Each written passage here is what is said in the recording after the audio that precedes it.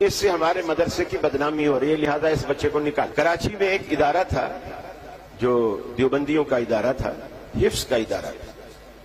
وہاں ایک پٹھان جو مزدوری کرتا تھا، اصل وہ ہزارہ علاقے کا تھا، اپنے ایک بچے کو لایا اور مدرسے میں داخل کرایا اور ان کو کہا کہ میں کراچی میں مزدوری کرتا ہوں، تو یہ میرا بچہ ہے، میں نے منت مانی تھی اللہ سے کہ اللہ مجھے بیٹا دے، میں اسے حافظ بناؤں گا۔ اللہ نے میری منت تو پوری کر دی، بیٹا دے دیا، اب میری طرف سے جو یہ شرط پوری کرنا باقی ہے کہ میں اسے حافظ بناؤں گا، تو آپ مدرسے میں اسے رکھیں۔ بڑا مشہور معروف مدرسہ تھا، 3 سال تک بچہ وہاں پڑھا۔ 3 سال میں اس نے صرف اما کا پارا، جسے آپ 30واں پارا کہتے ہیں، وہ اس نے یاد کیا، اور اس میں بھی چھوٹی سورت سنو بڑی سورت سنو، ہر سورت میں بہت غلطیاں ہوتی تھیں۔ 3 سال بعد استاذوں نے میٹنگ کی اور مشورہ کیا انتظامیہ کے ساتھ بھی کہ اس بچے کی وجہ سے ہمارا مدرسہ بدنام ہو رہا ہے، کیونکہ ہر سال جو بھی ممتحن آتا ہے وہ دیکھتا ہے کہ یہ بچہ جب بھی پچھلے سال بھی 30ویں پارے میں تھا، اب بھی 30ویں پارے میں ہے، اور سننے بیٹھتا ہے تو غلطیاں اتنی آتی ہیں، تو اس سے ہمارے مدرسے کی بدنامی ہو رہی ہے، لہذا اس بچے کو نکال۔ اس کے والد کو بلایا،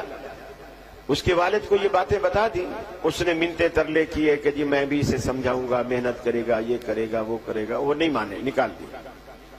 اب وہ چونکہ وہاں مزدور تھا، اپنے ساتھ تو رکھ نہیں سکتا تھا، وہ واپس ہزارہ لایا۔ یہاں مقامی طور پر ان کے دیہات میں کوئی دیوبندیوں کا دوسرا مدرسہ تھا، اس میں اس نے آ کر اس بچے کو داخل کرایا۔ وہاں بھی بچہ 3 سال پڑھا، اور 3 سال میں ایسا اس نے پورا قرآن مجید ایسا حفظ کیا جیسے کوئی کمپیوٹر۔ بچے کو یوں بھی سنتے جیسے ایک ہوتا ہے نا، ہم پڑھ رہے ہیں الحمدللہ رب العالمین الرحمن الرحیم مالک، آگے کی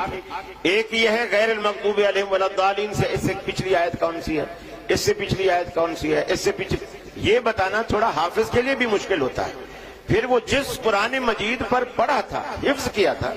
اگر وہ قرآن مجید بندہ اپنے سامنے رکھ کر اس کو پوچھتا یہ آیت ہے قرآن کے کس صفحے پر ہے، وہ اپنے اس قرآن کا صفحہ بھی بتاتا تھا کہ یہ آیت اس صفحے پر ہے۔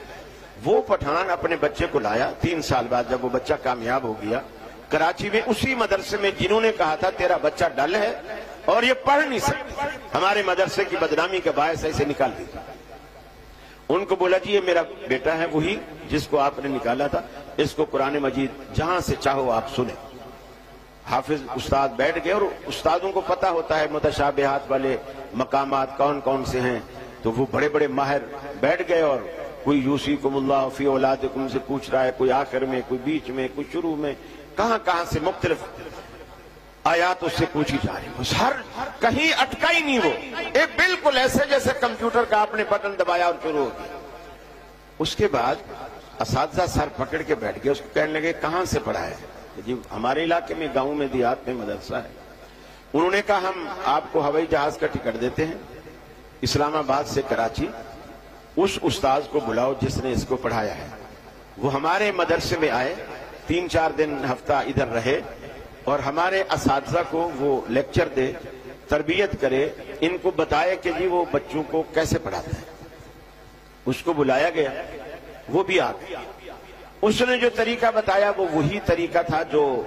عام مدارس میں ہوتا ہے، جی اس ٹائم میں سبق دیتا ہوں، اس ٹائم سب کی سنتا ہوں، اس ٹائم منزل سنتا ہوں، رات کو جو ہے سبق یاد کر کے سلاتا ہوں، اور پھر صبح سنتا ہوں، وغیرہ وغیرہ۔ انہوں نے کہا یہ تو ہم بھی کرتے ہیں، یہ تو کوئی نیا کام نہیں ہے، یہ تو ہم بھی کر رہے ہیں، تو خاص بات بتا جو تو کرتا ہے۔ اس نے پھر خاص یہ بتایا کہ رات عشاء کے بعد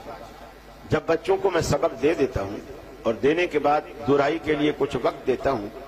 پھر ان کو کہتا ہوں اب بیٹا جا کے سو جاؤ۔ بچے سو جاتے ہیں، اور میں وضو کرتا ہوں، مصلی بچھاتا ہوں، بچے سوتے رہتے ہیں، میں اللہ کے آگے روتا رہتا ہوں، میں اللہ سے دعائیں کرتا ہوں، یا اللہ میرے بس میں اتنا تھا کہ میں بس ان کو پڑھا سکتا تھا، ان کے دماغ میں، ان کے دل میں اس کو بٹھانا، اس کو اتارنا یہ میرا کام نہیں ہے، یہ تیرا کام۔ صبح جب بچے اٹھتے ہیں، میں جس بچے سے بھی سنتا ہوں سبق یاد ہوتا ہے۔ تو میری گزارش یہ ہے